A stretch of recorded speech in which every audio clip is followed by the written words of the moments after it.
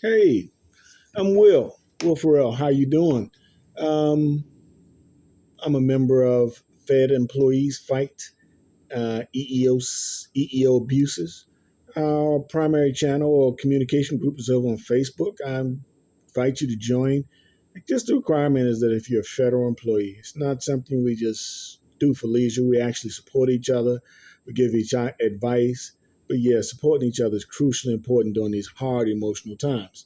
So I put a couple videos up already of my reconsideration request for my complaint. I've been recently denied or, denied, just shot down on my original request, then the appeal as well. The MD 110 allows complainants to request a reconsideration, but we're not automatically entitled to reconsideration.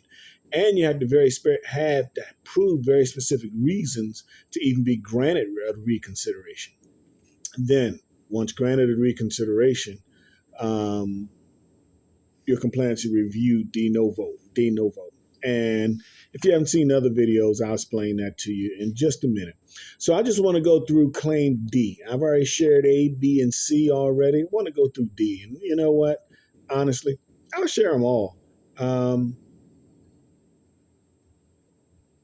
I think that the more of us that can communicate, share, support each other, then the process is already incredibly difficult and stressful.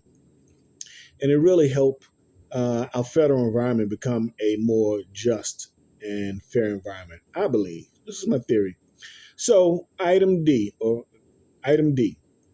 of my reconsideration request says the AJ decision involved a clearly erroneous interpretation of material fact and/or the principles and standards of 29 CFR 1614.109G and Celotex versus Catrex and Oliver versus Digital Core and 29 CFR 1614 405A when she incorrectly ruled on claim number 13 ruling.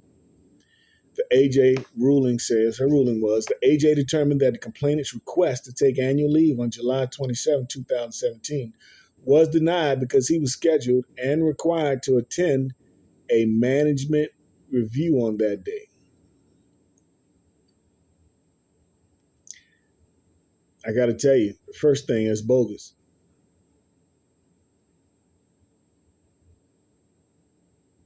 She put both my complaint and her justification right there, which is no problem.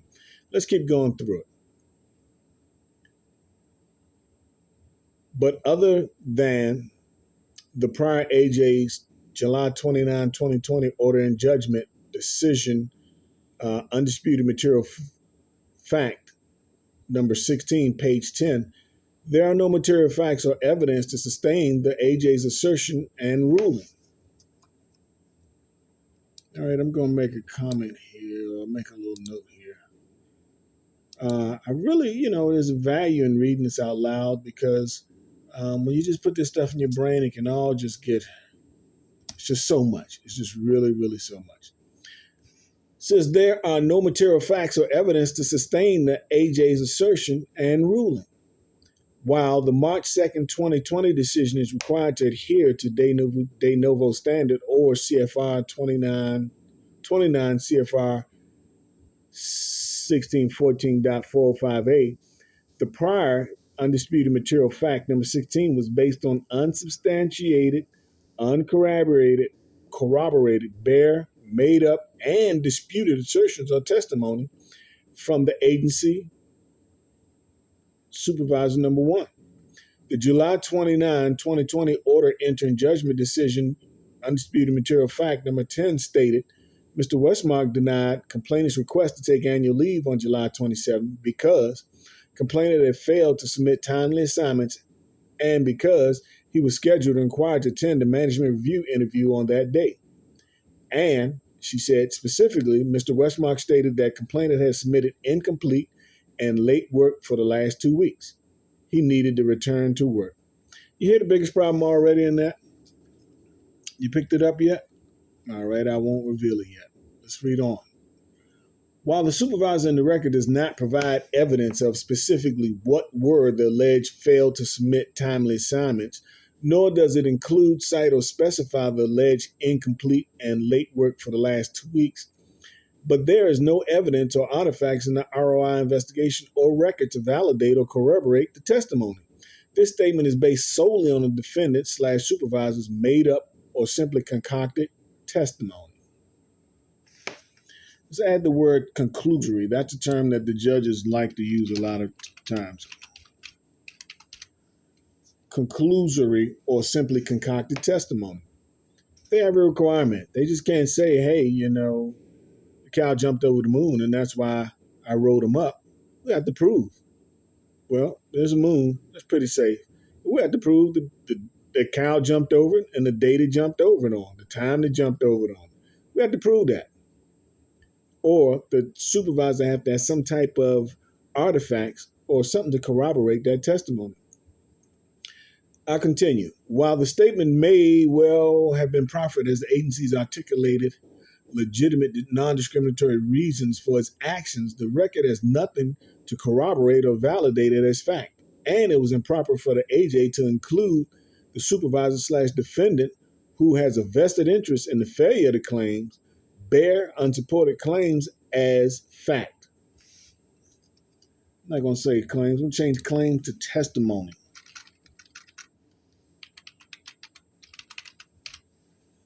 As fact, especially if it is uncorroborated and unsubstantiated by evidence or artifacts. The June 29, 2020 order entering judgment decision, undisputed material fact number 16, page 10, statement goes on to state, and that Mr. Westmark would not approve annual leave until the complainant completed his first EPAP CE number 1, CROI, page number 0001194 through 98.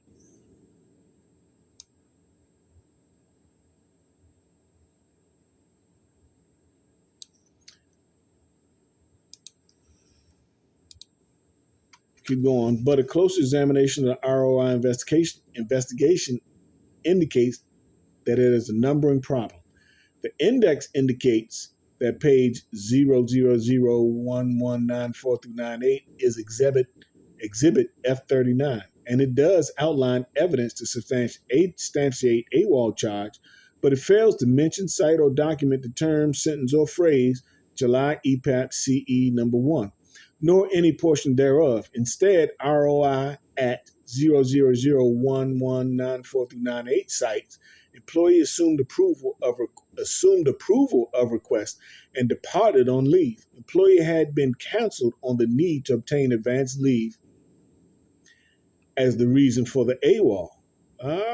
So we have contradicting, therefore refuting and controverting the agency's articulated legitimate non-discriminatory reasons for its action and casting doubt of the defendant's integrity and honesty. The commission has noted that when a party, let's put a period right there. The commission has noted that when a party submits an affidavit and credibility is at issue, there is a need for strident cross-examination and summary judgment on such evidence is improper. And I cited Peterson versus Department of Justice. So that's already a standard that's been established. When, hey, there's credibility, you can't have summary judgment.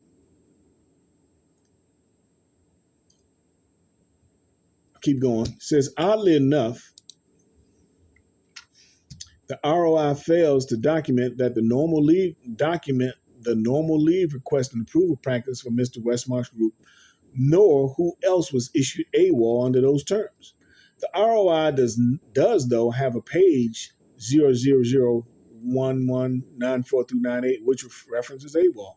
A close examination of the emails present clear evidence that the complainant's work was not due until the end of the month, Monday, 7/31. That's at ROI 0001198. It's important. Whatever statement you said, you want to make sure you cite specifically where it is in the record. Could be your ROI/investigation. It could be testimony, affidavits. You just need to specify it, put page number as well, so that the judges don't have to fumble, bumble, and rule and look around, which they don't. They have a team to do all that stuff. They don't have to do it. But more importantly, if they come back with the wrong conclusion, you won't be held accountable for their oversight. Make sense? All right, keep going. The supervisor's attached July 28, 2007 email to the complainant goes on to cite that he believed that the work was 2 months, not 2 weeks as stated by the AJ. I have a note here, insert the ROI and page number. So I didn't complete that yet. I'll do that now. Well, after I'm finished here. It says that the work was 2 months, not 2 weeks as stated by the AJ, late. But again, he fails to specify exactly what work was allegedly 60 days past due. There is no evidence of the complainant being counseled previously for the allegedly 2 months late work. And more importantly, the supervisor's claim of 2 months coincides with and points directly to the complainant's May 27, 2017 protected EEO activity. The complainant understood this to be a veiled but clear threat for his May 27, 2007 protected activity. Also, the ROI pages 000, Mr. Zero, 1194 through 98 fails to provide evidence that the victim was scheduled to attend a management review on that day. But instead, the ROI pages 000, 1194 through 1198, Exhibit F39, evidences that the purported management review on that day actually happened on June 19th, not July 27th. It's actually the 20th, not the 19th. It was improper. And so you have to keep going back to the judge improper activity. It was improper for the AJ to include the supervisor/defendant who has a vested interest in the failure of the claims unsupported conclusory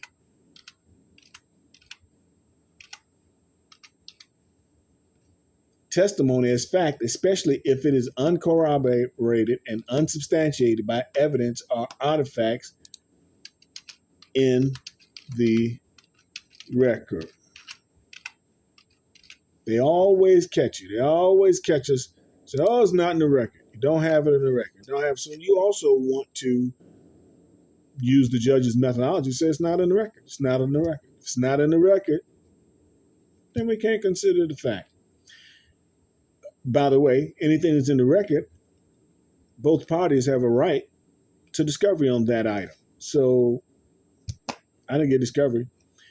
I'll continue. If the excuse of complainant has submitted incomplete late work for the last 2 weeks and was scheduled and required to attend the management review on that day is proffered as agencies articulated legitimate non-discriminatory reasons, then the record proves that the July 27, 2007 alleged attend a management review interview on that day was false or pretext. There is no evidence in the record to support or corroborate the AJ's reinterpreted accusation of incomplete and late work for the last 2 weeks nor 2 months. But instead, the record fails to support the supervisor's accusation of late work for 2 months. The inconsistent testimony evidences a question of the manager's integrity and indicates that manager's testimony can't be trusted and may be a pretext for discrimination, discriminatory retaliation. I need to add in harassment and part of an ongoing hostile work environment that is meant to stop, impair, impede the complainant from participating in further protected activity. So you got that?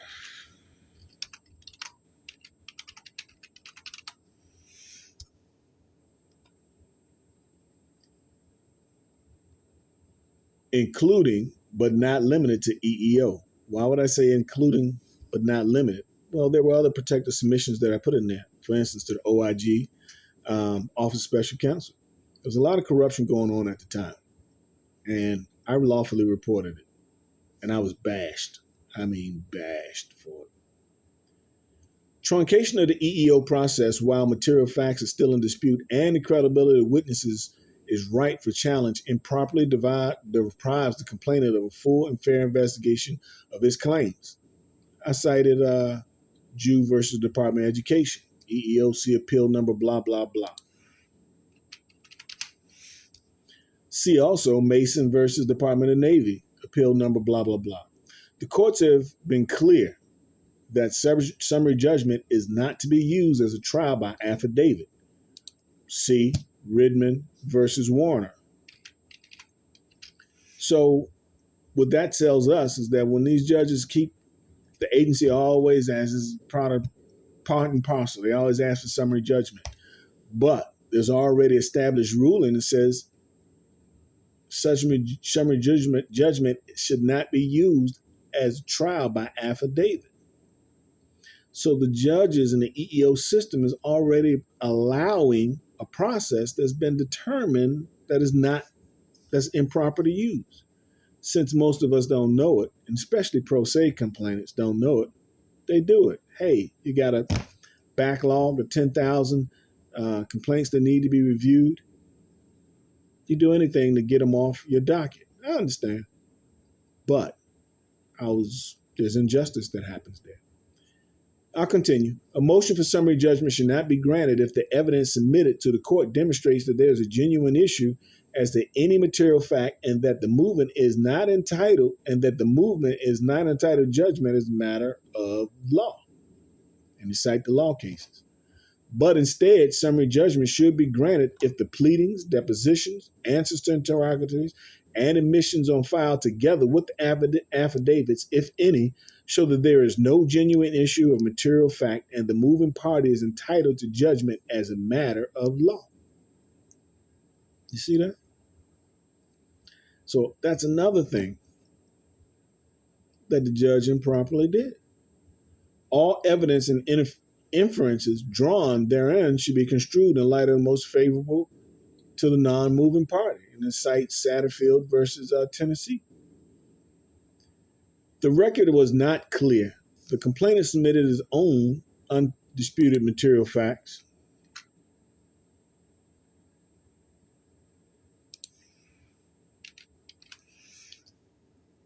And 2 motions to the AJ with clear and concise evidence of the discrepancies